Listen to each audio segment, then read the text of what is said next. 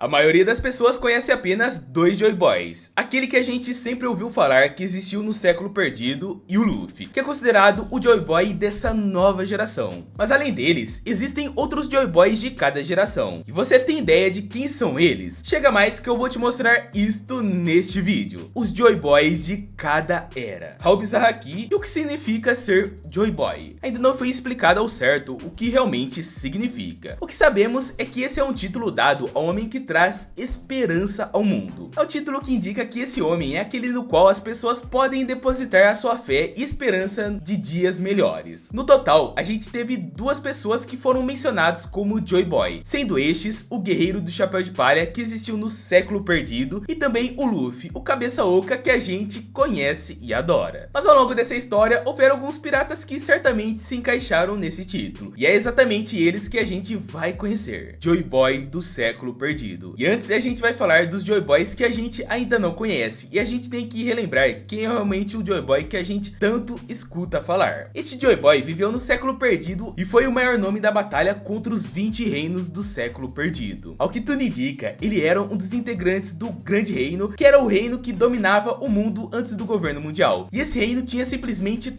todas as tecnologias que a gente viu no arco de Egghead. Literalmente, ele era um reino que estava muito mais de 1000 anos no futuro em questão de tecnologia. Então imagina só o poder do Joy Boy, sendo que ele era o maior nome do Grande Reino dessa época. Além disso, existe uma grande chance desse Joy Boy ser o próprio Nika em pessoa. Muitos acreditam que o Nika é uma divindade que realmente está acima dos humanos. Mas pelo que a gente pode analisar até agora, dá pra dizer que o Nika não é só um deus superior, mas sim um homem igual ao Luffy, que viveu no século perdido. E esse homem era justamente o Joy Boy. A gente pode falar isso por conta de dois motivos. Primeiro é que o Joy Boy era o usuário da fruta Nika. Quando os Goroseis estavam falando sobre essa Akuma no Mi, eles deixaram bem claro que já fazem 800 anos que a fruta Nika não desperta. E sabe quem estava vivo há 800 anos? Ele mesmo, Joy Boy. Mas o que realmente prova isso é que quando o Luffy finalmente despertou os poderes, ele consequentemente começou a emanar os tambores da libertação, que se tratavam nada mais do que sons do coração que são necessários para alcançar essa forma completa de Nika. E assim que Zunisha escutou esses tambores, ele logo se emocionou e disse que a última vez que ele havia escutado esse som foi há 800 anos, quando seu querido amigo Joy Boy emitiu os tambores da libertação ao se transformar. Portanto, se o Joy Boy era capaz de emanar os tambores da libertação, ele logicamente tinha que ser um usuário dessa fruta. E o segundo motivo é porque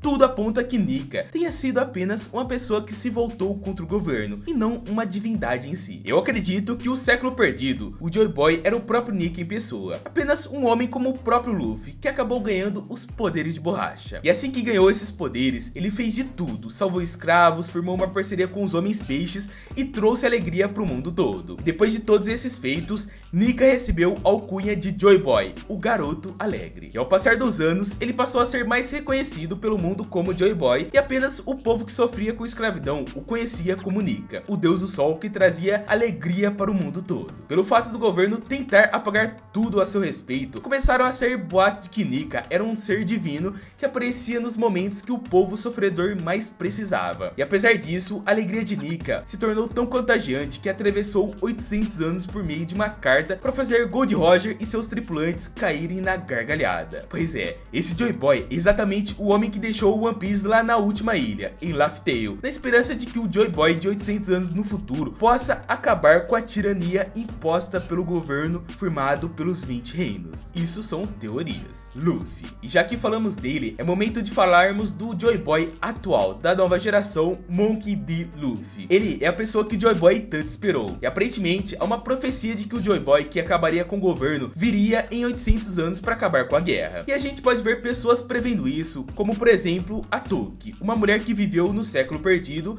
e viajou no futuro na esperança de presenciar o novo Joy Boy. Além disso, o Oden, depois que encontrou One Piece, disse que iria abrir as fronteiras de Wano para se preparar para a vinda de Joy Boy, que estava cada vez mais próxima. O Roger também, quando encontrou One Piece, disse que chegou cedo demais, o que nos faz crer que o certo era que o verdadeiro Joy Boy encontrasse One Piece no tempo certo. Sem contar que quando estava passando os flashbacks do Oden, a gente vê os reis dos mares falando do nascimento da sua governante, que era a Shirahoshi, e também fala que outra pessoa importante iria nascer em um mar distante, e essa pessoa era justamente o Luffy. Ou seja, o Luffy realmente era para ter sido o cara. Mas calma que que você tá pensando que o Luffy já nasceu predestinado que nem o Naruto, por exemplo. Você acha mesmo que ele é meio que uma criança da profecia? Na verdade, ele não era criança da profecia, porque na verdade outra pessoa era quem deveria ter sido o Joy Boy no lugar dele. E esse cara é o que eu vou te mostrar agora. Ace. Isso mesmo, o Ace deveria ter sido o Joy Boy. Quando o Roger estava prestes a morrer, ele chegou a mencionar que queria que seu filho encontrasse o One Piece. E ele literalmente fez o Ace como um legado para encontrar o One Piece. Muito possivelmente,